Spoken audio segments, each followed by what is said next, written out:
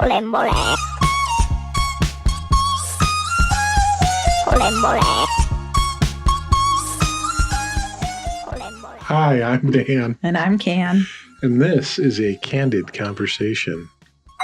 Olembole. Once again, we can't trust Candi with anything. Wow. Wow. Jumping the gun. 15 seconds of silence, and we hear a ding, and then I laugh. You're so adorable. I love you because you always make me giggle. You doing a Napoleon Dynamite pose? What? Well, hang on. All right. You ready? Yes. Okay. So, what I want to talk about today is not stepping in when someone is in a karmic cycle. Why is every one of our episodes related to something that happened in the last 7 days? Because there's always stuff going on in our lives, you know? Welcome. We should change the name of this to Dan and Can's Life. I mean, that's pretty much what it is, isn't it? Dan and Can's Diary. Diary of the Mouth. That should be the new Dan and Can. Diarrhea of the mouth. Diary of the Mouth. Karmic cycles. Okay. So, why am I bringing this up? Because you're having incidences in your life where you're noticing that some people should get what they put into relationships. And not because of cruelty. No. Not because of cruelty. They need to learn the lesson of. So basically, Yeah. I said something about someone in my family that I do care very much for. I don't know if I should just say it. I mean, I basically said that this person is reaping what they sowed, or they're in a karmic cycle. And if I step in to rescue, to fake, to pretend like everything's okay, I'm not really going to help them, and I'm going to actually hurt myself at the same time. So I'm going to jump in here. Right. This is a very narrow tightrope to walk of doing this, because you can appear like an asshole on one side. You're going to, yeah. Or you can appear like a pushover on the other side. Yeah. And you're trying to walk that narrow tightrope of authenticity. Yeah. Yeah. And it's uncomfortable to be in that position when you're used to pleasing people, you know, but it's a good, strong test of my people pleasing, how much healing I've done. Yes. You know, so can I do this? There's going to be times I'm going to slip up and I'm going to go back into what's natural to me, which is to please, but then I'm going to refocus. And as I walk this and I learn how to do this with skill, but what I want to tell others is, I guess I can't like walk around this way. Let's talk about karmic cycle. Okay. So people kind of understand what you're talking about here. Well, okay. The karmic cycle is basically you get what you reap. You reap what you sow, like the Bible would say, or what goes around comes around. Yeah, the karma. Yeah, it's karma. So if you're going to be a dick to this person over here, karma's going to come back and get you, and someone's going to be a dick to you too. Yes, and it's not like reincarnation karma. This is karma in this lifetime. What you put out, you're going to get back, right? So if you steal money from these individuals, somebody's going to steal from you in some way. If you lose money in the future. Yeah, or not even money. You lose other things. It could be worse, right? Yeah. So if you're putting out hatred, like we see a lot of people doing, they're going to also, it's likely that they have a lot of hatred going on for themselves inside, so they're putting it out into the world, and they're just going to reap it back. Our whole country's in a karmic cycle right now. Exactly. Because this side hates that side, which is reproducing hate back to the other side, which is reproducing even more hate to so the other those side. who are actually pushing us forward in a good way are those who are not getting caught in the cycles, or at least being aware of the cycles and trying to pull out of it when they notice they're in it. And that's really all we can do. Yeah. Not to be confused with one of my favorite cycles to really immerse myself in, and that's a caramel cycle. And what is that? That's when you just immerse yourself into a big tub of caramel. Where's the cycle come in? You drink it and then it comes out and then you drink it again? Because where's the cycle, Dan? This giant glob of caramel that just rotates around, and every time it comes in front of you, you just take a bite. You'd get so sick of caramel after a while, but enjoy your caramel cycle. Thank you. It looks like I have been. Stop it. Okay, so where I had this thought is I'm reading this book about the world religions. Mm. And in Hinduism, which actually there's a lot of beauty in the religion that I didn't know about, Yeah. you know, and at least the core parts. And one of them, there was like two things that you don't do. And one was you don't do harm to anybody. You don't spit in the wind, and you don't talk bad to Big Bad Jim. Is that from a Don't movie? tug on Superman's cape. Is it, oh, it's a song. Yeah. What song is it? Big Jim or something like that. Something. I've heard it though. Yeah. Something. The Superman's cape sounded familiar. Yeah. And the other thing is you don't step in and break a karmic. Like when someone's karmic cycle is going through its, you don't step in and become a part of it. Basically, you let it play itself out. Yeah. And I thought, well, it kind of struck me a certain way, and it hit with a certain relationship that I have where I tend to people please, and I tend to give whatever this person wants or that I think that they want. Yeah. And instead of just being authentic, I'm being very phony, doing things that I don't want to do. And let's dive into this a little without getting too specific, but being specific. I mean, it's a cycle on which someone is causing you mental anguish and harm. You're not it has done that in the past, yes. You're not feeling reciprocal love or respect. Yeah. For respect and love that you have been given. Yeah. And now you're going to reward that behavior by being a people pleaser and faking it through. Which I've been doing all my life for safety. Yeah, to keep giving the love and respect. Yes. And I no longer need to do it for safety because this person doesn't have control. If you look at this from a logical perspective, what's that person going to keep doing? They're going to keep doing what they're doing because they don't. First of all, they're not self-aware. And they're getting rewarded for that behavior. Yeah, it's more pleasant than if I step back and be authentic.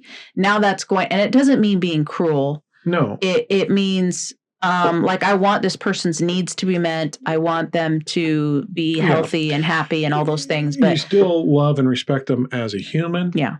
But I don't need to give. Behavior is something that is actually harmful to you. Yeah. I don't need to give something that I'm wasting energy on something that's inauthentic. Yeah. Which means the relationship is inauthentic. And I think a lot of people could probably associate with relationships that they truly value and appreciate in their lives. They actually do this. Mm-hmm. So when someone does something and you come forward and say, I didn't really like it when you did that. Yeah. You're addressing the cycle of, I'm not going to reward this behavior and let it slide and come back and be, we're great friends still, because they're going to keep doing that behavior until you actually are honest. Yeah. Let the cycle you're not complete. being honest. You're completing the cycle. Well, and yeah, because you're not even, you're breaking free from the cycle yourself, which that's the only way you get free from anything. You have to break the cycle, right? Mm-hmm. Cycles are like endless loops that you get stuck in. Mm-hmm. And a cycle, if you think about it, is just this. I used to think about when I was a clerk at a grocery store. When you were a young warthog. Okay, seriously. Okay, when I was a young a warthog? Why'd you use that phrase? It's from the movie. It's a direct I know quote. It's from a movie. When he was a young warthog. Anyways, that live show was really good. Anyways, I'm throwing you off. You are throwing me off. Stop it. You're throwing off my train of thought. When you're working at the grocery store. I used to, even as a kid, I would think about like, this is endless. People are always going to come back in. I'm going to have to ring them up. Then they're going to go eat the food and they're going to come back and do this all over again. There's no like beginning and end to the job, because even when I get off, people will still be coming in. Mm-hmm. Another, checker or whatever we called ourselves then would come in and fill the spot. And I was just like, there's no satisfaction in it for me, because I'm the type of person, I do like to wrap up a project that I love that feeling, even though I struggle to get to that end point a lot of times, but I liked the feeling of something accomplished. Mm-hmm. And I feel like, so I had to kind of look at it differently. But anyways, so that's cycles. They're endless things that in order to get out of them, you have to break them. You have to make a new choice. So when I read that, and I don't want to be I know we're kind of like not really saying what happened. And I think I'm just going to say it because we're pretty candid. I mean, that's what this is, candid conversation, right? So I'm just it's my dad, who I love and I care for, and I've always wanted a tight relationship with him. And I have tried in any way that I knew how. And it's not my job as a child to create the relationship. The responsibility is on the parent, right? But now he's ill and he's got dementia and he's declining pretty quickly. And when I go over there, I do things, I feel extreme anxiety when I'm by myself with him. It's just a program that's running. And so I have to really ground myself. And I had to finally say, I can't go over there when my mom's not around. I just don't like it. And he doesn't talk to me much and I don't talk to him.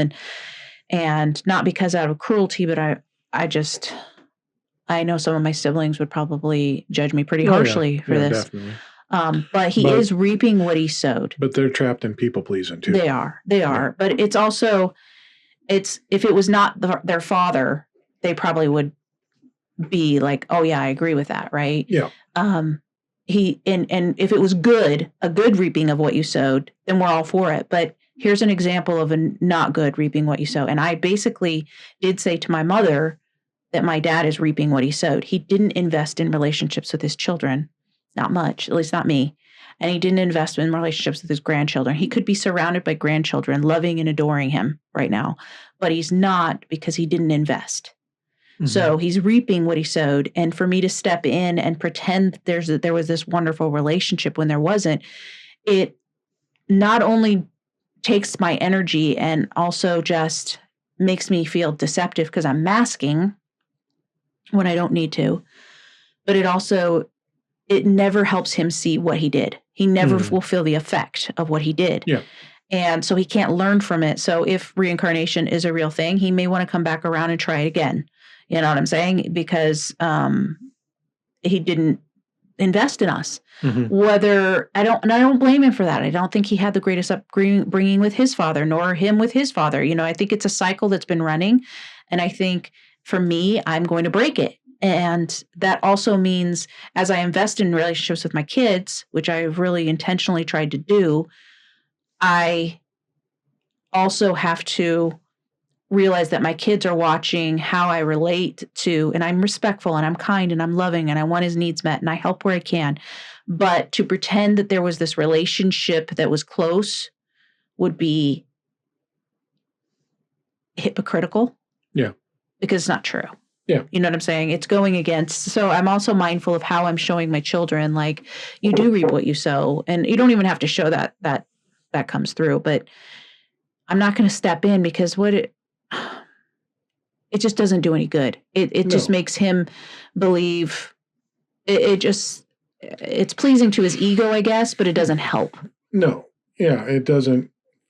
It's not going to make the relationship any better. Yeah, he doesn't care. There's not going to be any more investment. Okay, I don't need to invest because I'm getting what I need out of it. Yes, he would like it if I would just agree with everything he says and I would dote on him when he, all the time. Like that's what he wants.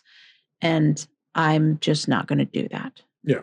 And it feels really shitty to be in that spot, but also liberating to be like, okay, this is,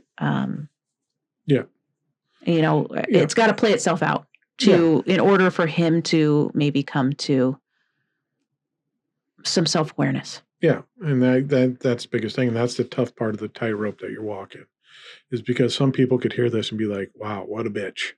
Yeah.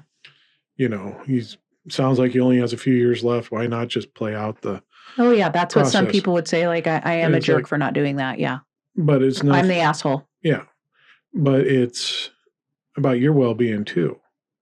And it's about what others see around, especially like our children and stuff, to see, if we don't invest, mom will still fake it with us and do, or it's also like they could fake with me. And I don't want that. I don't want disingenuous. We've talked about on here where we have a daughter who isn't really talking to us and hasn't for a few years. I don't want her to come back in our lives and be phony. No. I want her to be herself. I don't want a fake relationship, period. Yeah. And I then have to walk that myself, right?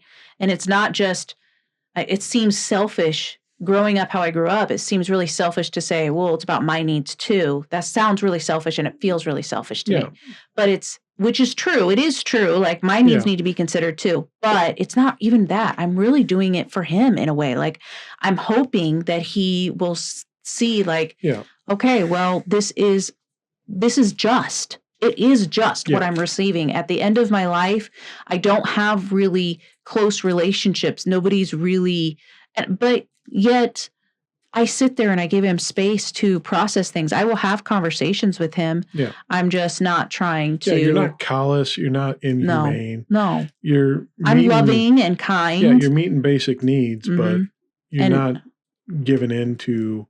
Like I don't necessarily go and give him a kiss and a hug when I leave. That's really what it is. Like, and I don't go over just to hang out with him. Like I don't. And I think something that, me being the unemotional one of the group, shall we say? You're not unemotional, but you're, But I can separate from it a little easier than you can. Emotional in thinking. I can, okay, let's look at it.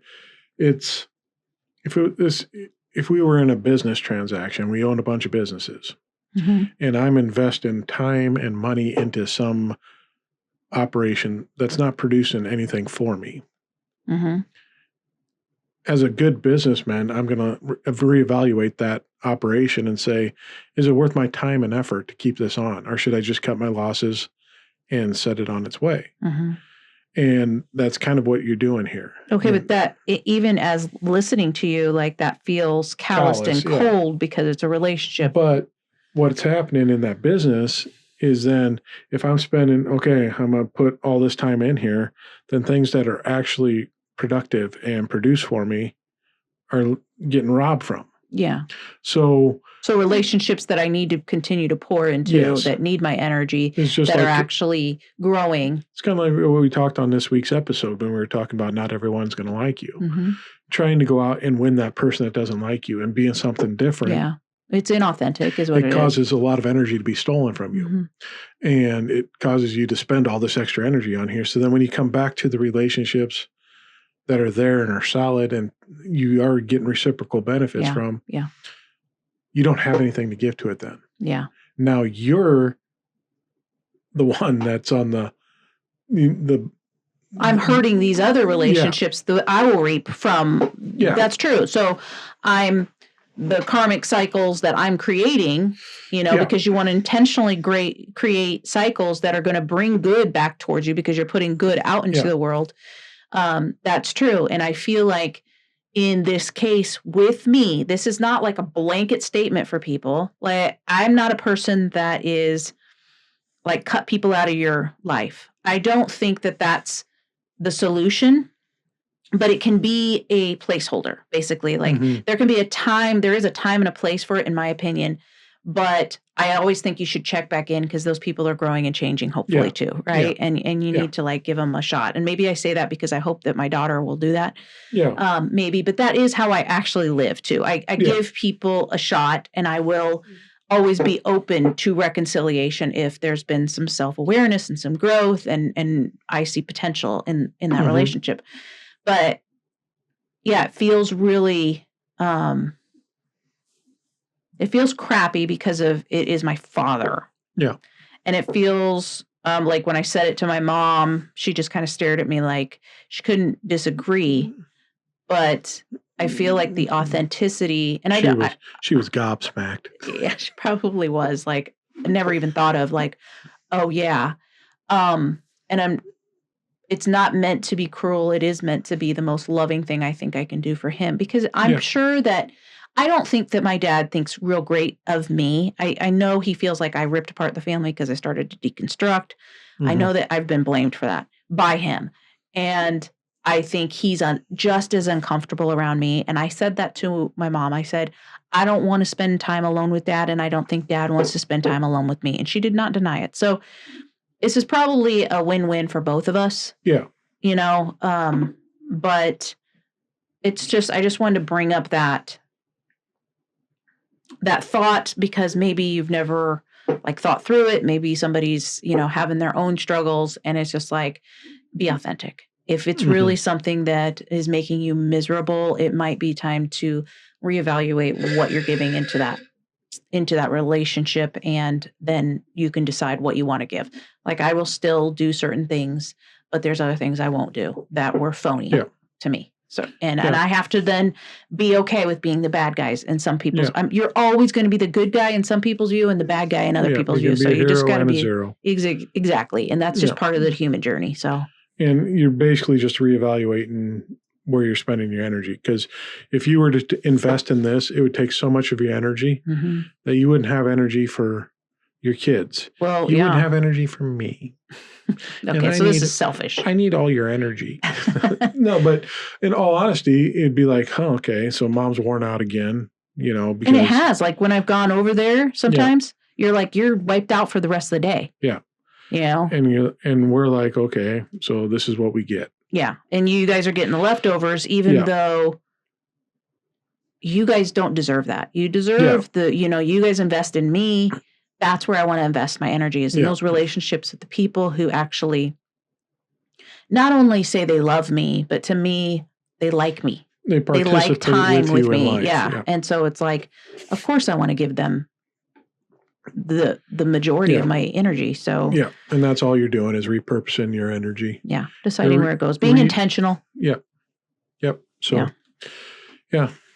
sometimes decide if you're the zero or the hero, but it's going to feel shitty, but honestly, it's going to benefit you more because you can invest in areas that, like you said, being intentional in the relationships that are stronger for you.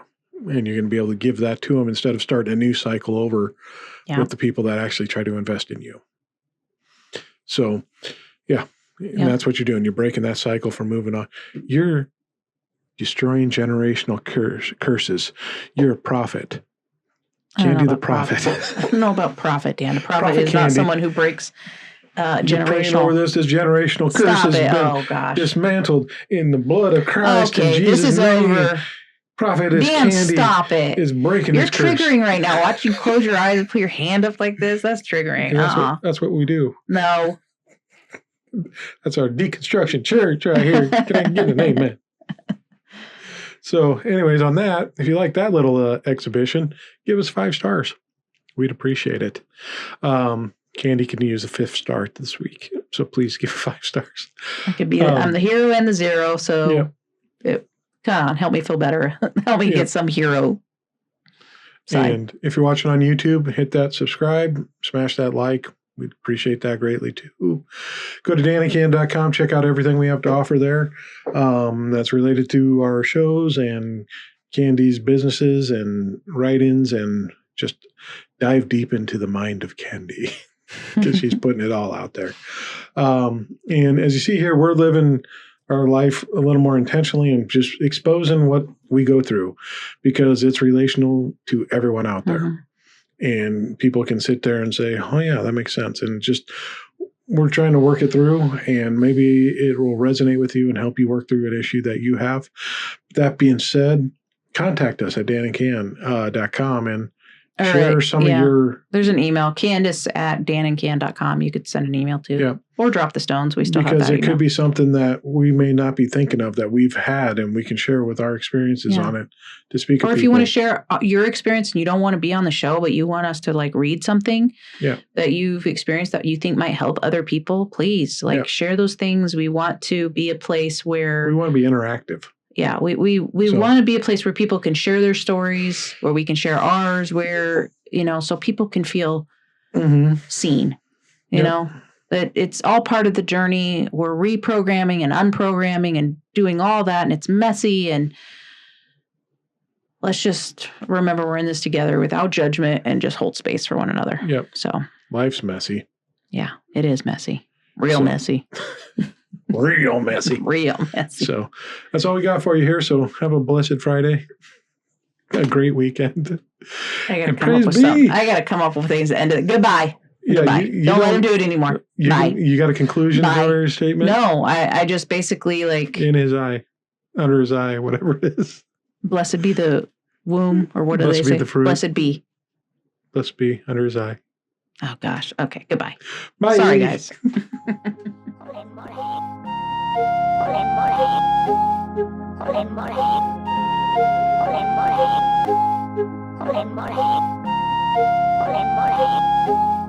Ole more.